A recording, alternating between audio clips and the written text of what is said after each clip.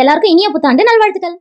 New இயர்க்கு cake வாங்கலாம் நான் சொல்ல, இல்ல ஸ்வீட் செய்யலாம்னு எங்க அம்மா சொல்ல, சரி எதுக்கு கன்ஃபியூஷன், ஸ்வீட்டையே கேக்கா வெட்டிடலான்ட்டு நாங்க இதை செஞ்சோம். என்னவா இருக்கும்? அட நம்ம எல்லாரோட ஃபேவரட் ரவா புட்டிங் தாங்க. முதல்ல ஒரு கடாயில ஒரு ஸ்பூன் நெய்யை விட்டு திராட்சை முந்திரி எல்லாம் நல்லா பொன்னிறமா வறுத்து எடுத்துக்கலாம். ஒரு கப் ரவையும் நெய்யில போட்டு நல்லா வறுத்து எடுத்துக்கலாம். நெக்ஸ்ட் ஒரு கப் ரவைக்கு 3 கப் தண்ணி ஊத்தி நல்லா கொதி வர வரைக்கும் வெயிட் பண்ணுங்க. இப்ப கொதிக்கிற தண்ணில கொஞ்சம் கொஞ்சமா ரவாவை ஆட் பண்ணி கைவிடாம கிளறி எடுத்துக்கலாம். ரவா வெந்ததுக்கு அப்புறம் 2 கப் சர்க்கரையை போட்டு நல்லா கிளறி கெட்டியா வரணும். அதுக்கப்புறம் இடிச்சு வச்ச ஏலக்காய், வறுத்த முந்திரி திராட்சை, டூட்டி ஃப்ரூட்டி, செரி பழம் இது எல்லாத்தையும் சேர்த்து 2 ஸ்பூன் நெய் ஊத்தி 2 நிமிஷம் கலரி எடுங்க. அவ்வளவுதான், கம கமன்னு ரவா புட்டிங் ரெடி. சப்போஸ் உங்களுக்கு டியூட்டி ஃப்ரூட்டி இல்லனா கவலைப்படாதீங்க. பொடி பொடியான இருக்குன பாதாம், பிஸ்தா இல்ல காஞ்ச பேரிச்சம்பழம் இதெல்லாம் கூட சேர்த்துக்கலாம். ஒரு தட்டுல கொஞ்சம் நெய் ஊத்தி எல்லா பக்கமும் ஸ்ப்ரெட் பண்ணி விட்டுக்கோங்க. அப்புறமா செஞ்சு வச்ச ரவா புட்டிங் அதுல கொட்டி தோசை கரண்டியை வச்சு ஈவனா ஷேப் பண்ணி அமுக்கி விடுங்க. கடைசியா இன்னும் கொஞ்சம் நெய் ஊத்தி அதையும் ஸ்ப்ரெட் பண்ணி விட்டுட்டு அதுக்கு மேல கலருக்காகவும் அழகுக்காகவும் டியூட்டி ஃப்ரூட்டியை தூவி விட்டுலாம். இது வந்து ஆப்ஷனல் தான், தேவைப்பட்ட சேர்த்துக்கோங்க, இல்ல விட்டுருங்க. ரவா புட்டிங்க கொஞ்ச நேரம் ரூம் டெம்பரேச்சர்ல செட் ஆக விடுங்க. ஏன்னா உடனே கட் பண்ணீங்கன்னா கேக் மாதிரி ஷேப்பா வராம கொழ கொழன்னு வரும். கொஞ்ச நேரம் கழிச்சு இந்த ரவா புட்டிங் கேக்க நாங்க எல்லாரும் சேர்ந்து வெட்டி கொண்டாடிட்டோம். அப்புறம் மிச்சம் இருந்த கேக்க பீஸ் பீஸா போட்டு நாங்க ஃப்ரிட்ஜ்ல வச்சாச்சு. ஒன்ஸ் அகைன் எல்லாருக்கும் இனிய புத்தாண்டு நல்வாழ்த்துக்கள்.